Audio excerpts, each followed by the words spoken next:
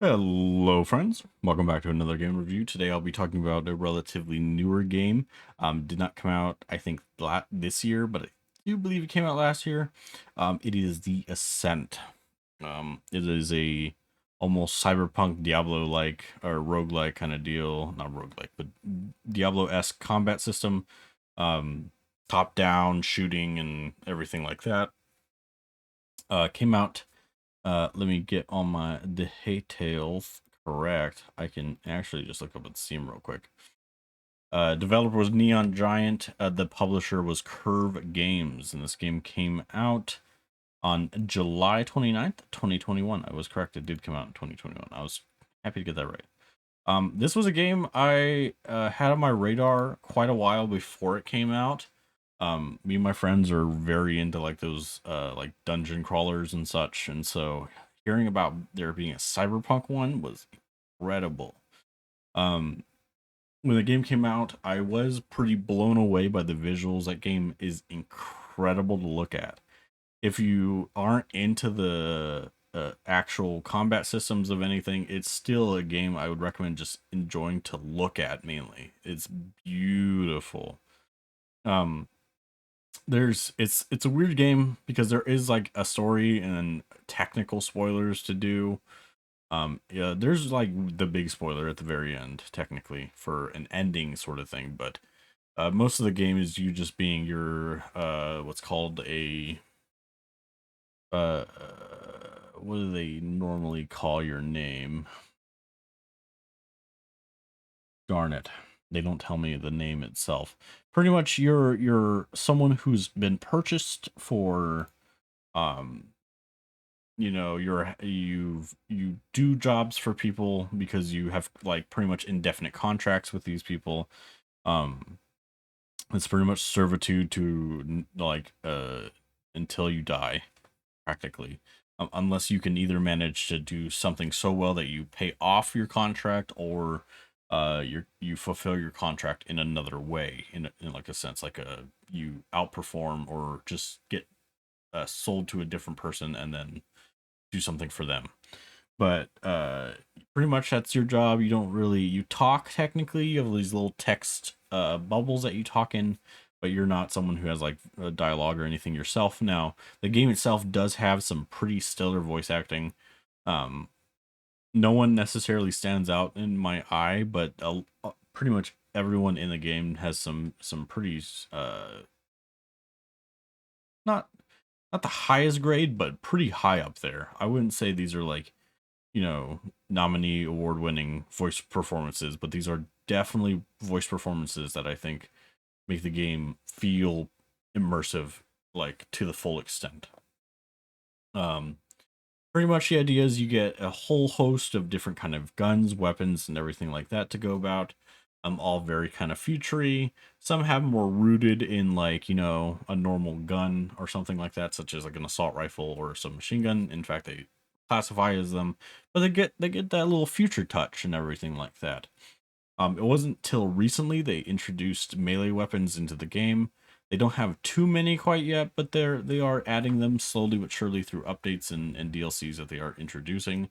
They do have one big DLC that's out right now, but for the most part, I'll be talking just mainly about the main game itself. The main game does offer you roughly, I want to say like 60 hours at most through a playthrough if you really want to experience the game pretty fully. You could probably beat it pretty quick. I wouldn't say you need to play all 60 hours to beat it that fast, but you could probably beat it in like 20 hours or something like that. Um, it does have this is gonna be one of the few games, unfortunately, I talk a little bit about a negative. It does have co-op, which is a wonderful positive. Any game that introduces co-op to an extent, I understand single player games are very wonderful on their own, but I do enjoy playing with my friends. Um, Co-op is wonderful. Unfortunately for my friend, it never worked very well. Um, in fact, only one of them actually. One of them actually didn't have any issues that much.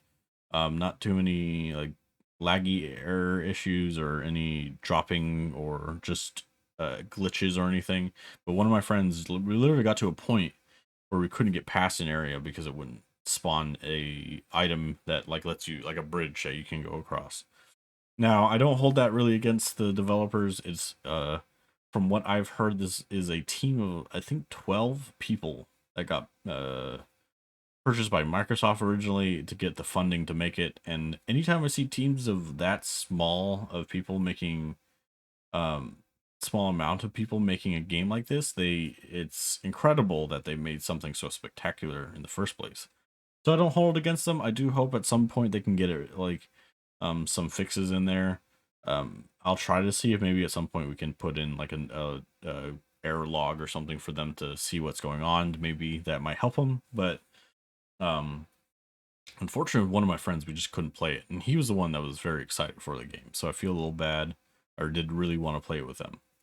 Um, but otherwise, co-op experience is very fun. It doesn't necessarily break the game when you have co-op or anything. It doesn't get too hard, too easy or anything. I have died with friends.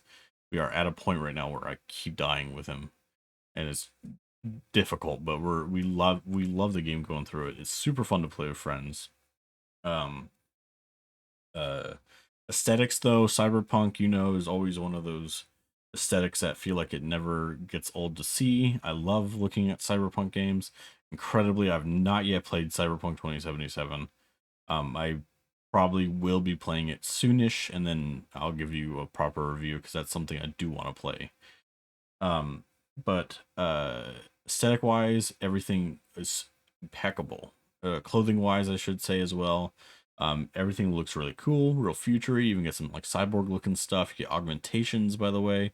Forgot to talk about that during combat. Augmentations and kind of tactical gear that you can use, such as throwing out grenades, throwing out turrets.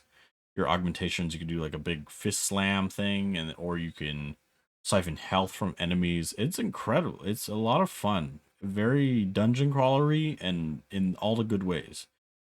Um, you do get there's no real vehicles in the game because you're everything you have to imagine in the future, especially in that kind of those areas. There's gonna be super tight knit kind of thing where um you can't really produce that many normal vehicles. Now you can use either like a train to get around fast travel wise, or a taxi. Taxis cost you a little bit of money, but you end up making kind of a lot of money over time selling weapons you find and everything. A quick tip, by the way, I learned this real quick. Uh, don't you don't have to worry about upgrading weapons and being like, oh my god, I'm gonna drop it for a new weapon. If you really like a gun, upgrade that gun. Any weapon you find of that gun is going to have those upgrades no matter what. But don't buy weapons ever from a shop unless it's like a rare shop. There are a couple rare shops throughout the game that sell like one item that normally is never sold anywhere else. If that's the case, buy that gun. But if you want a weapon, you see it in the shop, I recommend holding off for a little bit because you likely might find it on an enemy sometime later.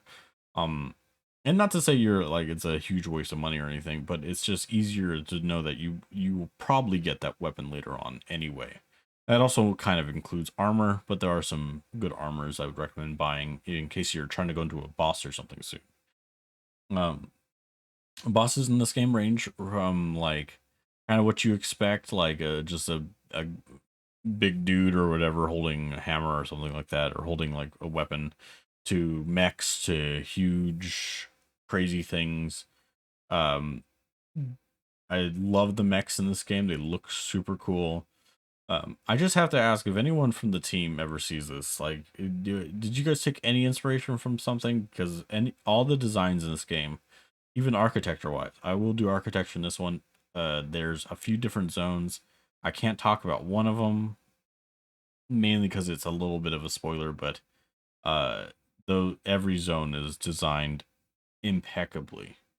They're like feel different on every place, and it makes it so even though you're not going to new worlds or new lands or something like that, you are experiencing like whole different regions that feel extremely different. um I really couldn't ask for that much more from the game. I do wish they would kind of get to fixing some bugs and stuff. That way I can play with my one friend that can't play it. Otherwise, though, guys, you've made a terrific game in the cyberpunk genre. I wish it won some awards. I don't believe it did. It got nominated for a few, but I don't believe it won that like any awards. It really deserved at least a couple of awards, especially for design. I think it definitely should have won at least an award of some kind. It might have won an award somewhere, but the big awards they may not have won something. But uh, that'll be it.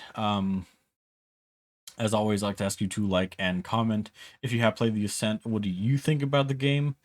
Did you really enjoy it? Was there some parts that just felt a little too breaky that you're like, I can't play this?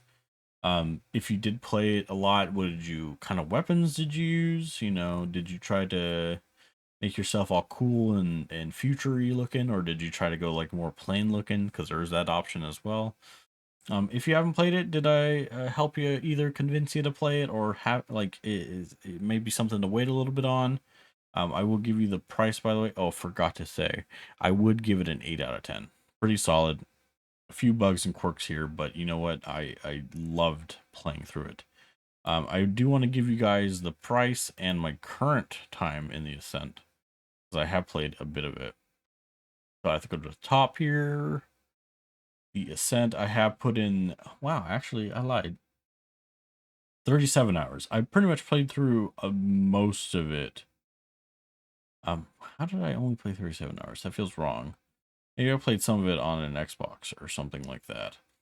But currently store for the price, it usually ranges about 30 bucks. That's actually wonderful price for that game. Um, I would say it's absolutely worth 30 bucks. I would even pay maybe 40 for it. But currently, while it's on sale, it is only $10. So for the next 2 days from this upload, if you really want it, absolutely go for it. $10. It at minimum 30 hours for a playthrough.